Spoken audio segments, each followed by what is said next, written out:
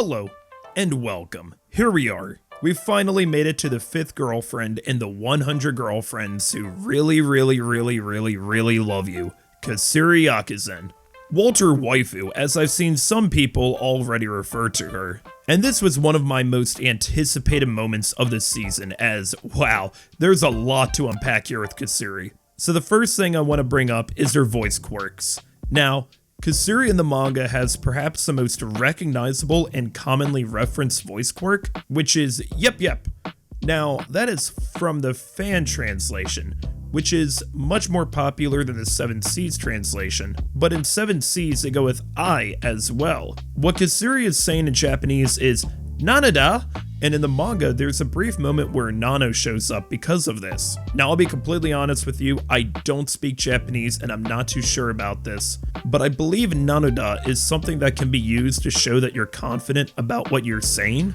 Once again, please take that with a grain of salt. I am not proficient in the slightest in Japanese. I'm just a weeb. If I'm able to get further clarification, I'll bring it up in a future episode review. But going back to yep yep, I can't lie, I'm a little disappointed that they chose to use I because the yep yep is so iconic, but once again it is from the fan translation and I'm sure I'll get used to it. But it does make me wonder for the future because there is a girlfriend much later on who has a speech quirk of going I. Now the 7 Seas official version hasn't gotten to her yet, but at the same time I'm just wondering how they're going to handle her.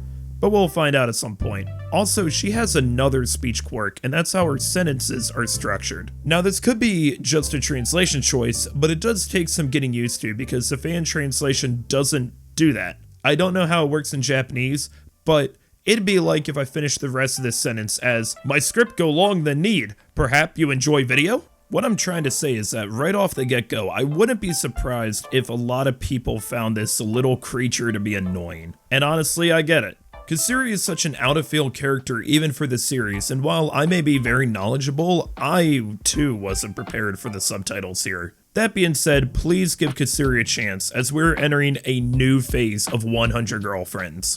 Everything we've seen thus far has been the warm-up, because what Kusuri represents is a major shift in how this story presents itself. Don't get me wrong, 100 Girlfriends has already been wild and wacky and it has its fourth wall breaks, but with the introduction of Kusuri and her drugs, now anything, and I mean anything, is possible with this series. Trust me when I say nothing can prepare you for the future, so you might as well go into every episode with an open mind.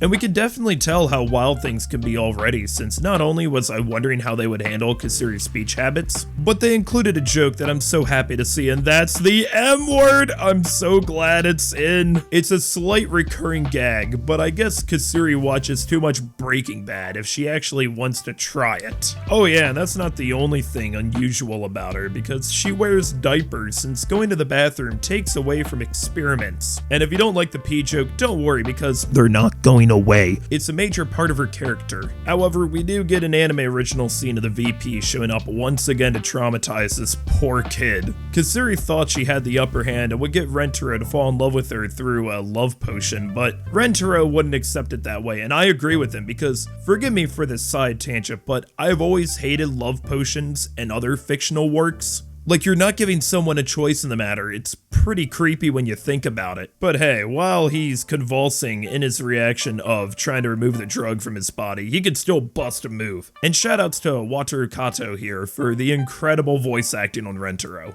Now, Kusuri isn't just unique for all the reasons mentioned previously because she is a girlfriend with multiple forms.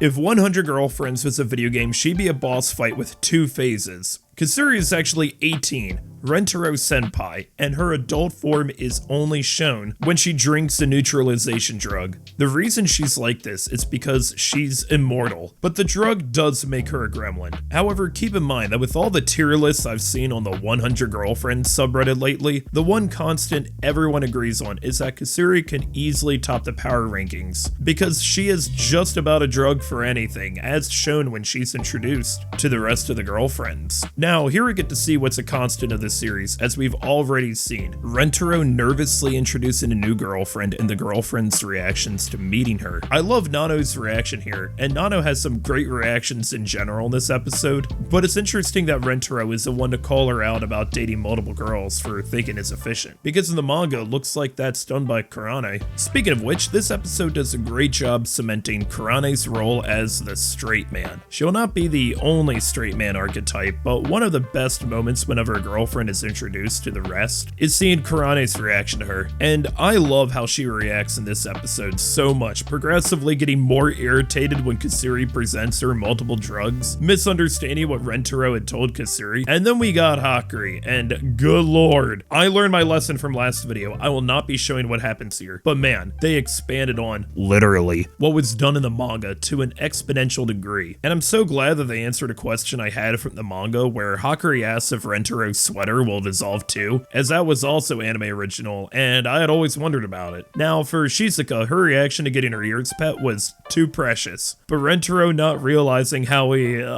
you know, awakened his girlfriend there, and then later on when Hakuri and Kurane are playing with her ears, oh my goodness, just look at her, she's ascending. And then we have Nano, and damn, girl knows what she wants. By far my favorite moment in the episode. Now, when it comes to the ending of the episode, something I was shocked to see was Kusuri mentioning the research team way early. In the manga, they aren't referenced until several chapters to the future, but we'll see it soon enough. And they included one of the bonus panels for this chapter here with Kurane asking about one of the drugs.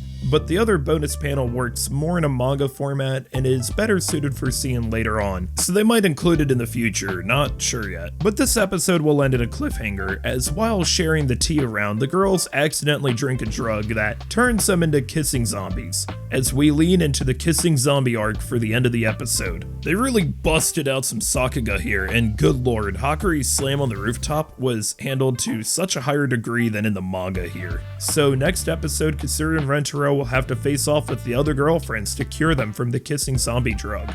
And we end off with a Resident Evil reference. There's a Doraemon reference earlier on in the manga, but 100 Girlfriends is a series that has so many references that I wouldn't be surprised if they couldn't get the rights or something to all of them, so I'm not complaining. And we also get to see how a fourth wall break is changed here, where when Kusuri is explaining that if she drank the same magnetization drug as Rentaro, then it would be an 18+ series, but here it's changed to fit the anime better. Also, with us having the 5 girlfriends shown in the OP now, I'd like to show each of the 5 letters that were in Rentaro's shoe locker, as it shows a good amount of each of their personalities, and fortunately Crunchyroll translated them too. And we've got a new character, Kusuri Yakuzen, who is voiced by Ayaka Asai. I'm not too familiar with her, but she has voiced Clara Valak from Welcome to Demon School, Aruma-kun. Not familiar with that anime either, but I've seen a lot of people mention Clara in reference to Asai and Kusuri. If you're following along with the manga, then this episode fully adapts chapters 10 and 11. And also, I've got a new microphone. I've been making videos for almost a year now, and audio quality is something that I've always wanted to work on and improve. So I'm glad to have this new setup, so I'd love to see what you all think about my audio quality now. I hope it's an improvement, but I'll take any and all feedback. Not much I can do about the nasally voice and lisp, but hey, I guess that comes with the territory of being an anime YouTuber, so I'd say it's fitting. Also, this is completely unrelated, but I had this stream about basketball last night. Anyone watching the current NBA season? I'm pretty casual when it comes to following basketball, but I enjoy it every once in a while. It's just been on my mind lately. Anyway, if you enjoyed this video, then please subscribe for the next 100 Girlfriends episode review and other anime content. Thanks for watching, and I'll see you in the next one.